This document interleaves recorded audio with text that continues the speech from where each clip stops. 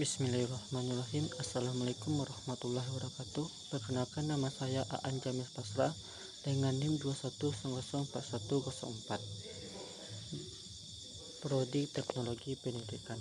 Baiklah, saya akan membahas tentang kode C++. Yang pertama yaitu include. Pernyataan yang diawali dengan menggunakan tanda pagar disebut sebagai profesor direktif.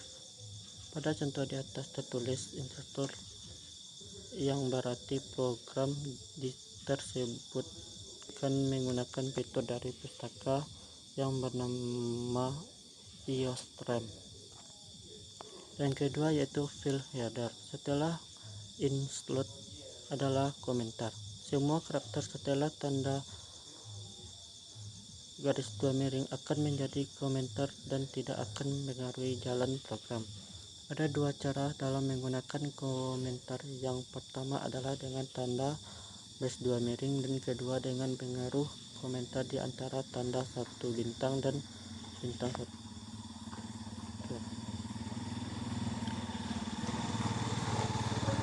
Yang ketiga yaitu baris kosong. Terdapat baris kosong. Hal itu akan mempengaruhi jalannya program, hanya digunakan untuk mempermudah pembacaan kode program oleh manusia. Yang keempat yaitu inti main.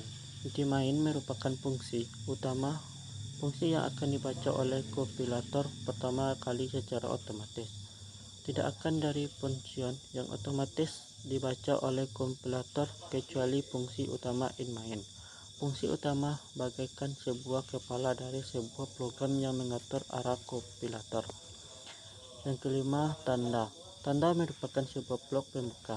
Blok pembuka memiliki sebuah pasangan yang dinamakan blok penutup. Di dalam contoh program di atas, penulis pengaruh blok penutup di baris paling akhir dengan tanda. Selanjutnya itu variabel. Variabel adalah identitas yang digunakan untuk menampung suatu nilai. Berikut aturan penamaan variabel di dalam bahasa programan C++.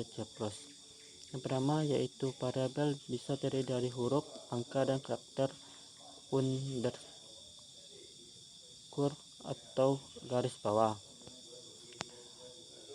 Yang kedua yaitu karakter pertama dari variabel hanya boleh berupa huruf dan underscore, tidak bisa berupa angka. Meskipun dibolehkan, sebaiknya tidak menggunakan karakter underscore sebagai awal dari variabel karena bisa bentrok dengan beberapa variabel settingan program.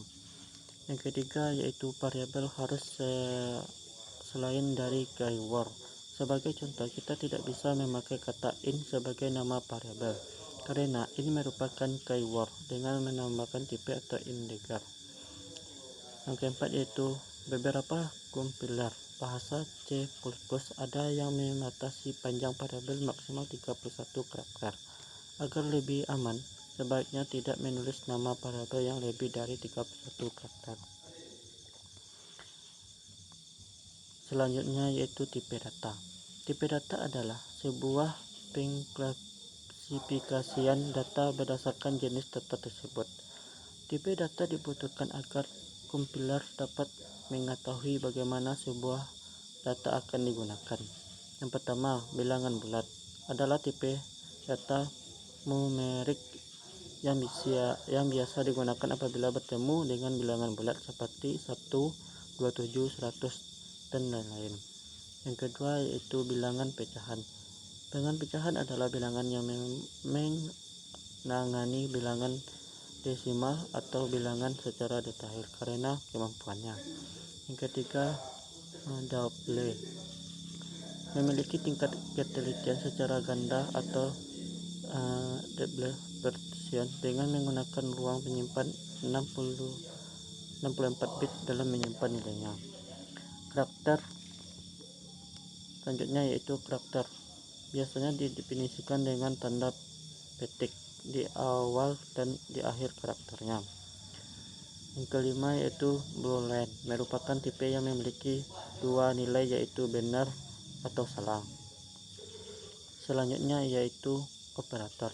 Operator adalah seseorang yang bertugas mengoperasikan suatu sesuai dengan bidangnya.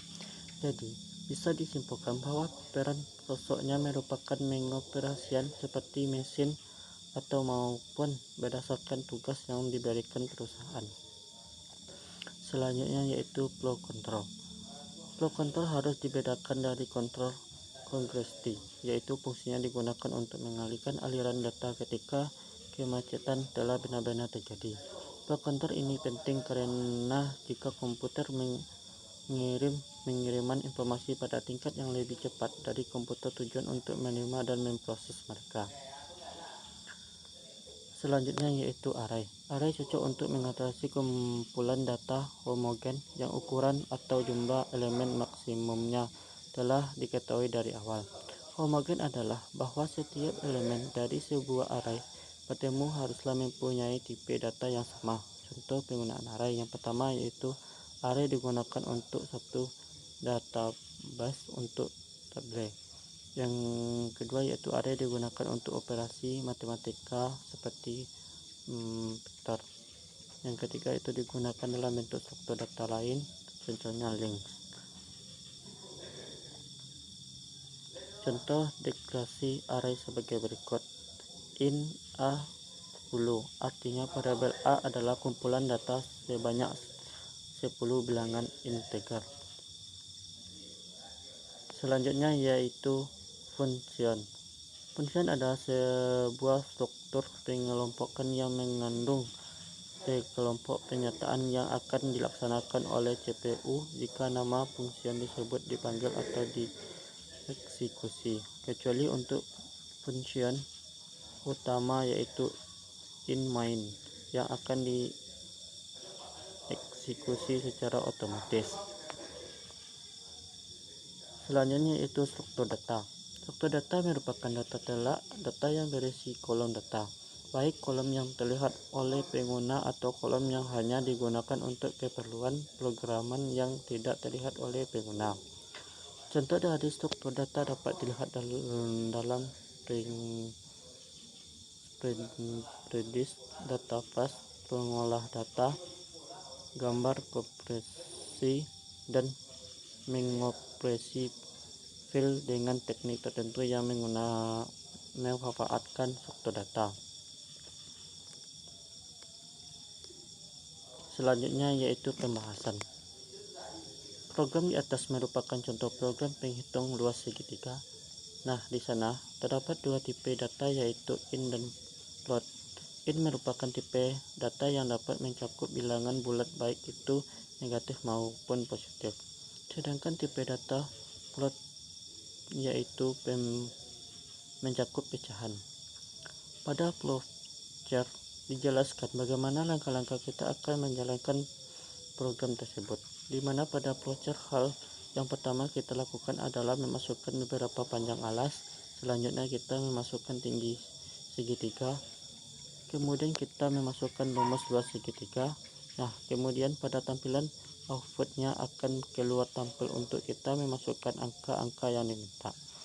Seperti pada program yang di screenshot bahwa kita terlebih dahulu memasukkan panjang alas dengan angka 8, klik enter. Kemudian kita diminta untuk memasukkan beberapa tinggi segitiganya yaitu 9.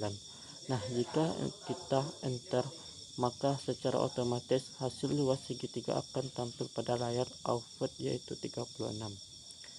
Cin dan Chot pada input tersebut memiliki fungsi masing-masing. Di sini Cin berfungsi untuk memanggil data, sedangkan Chot yaitu tampilan pada sistem output. Baik, itulah yang dapat saya sampaikan. Saya ucapkan terima kasih.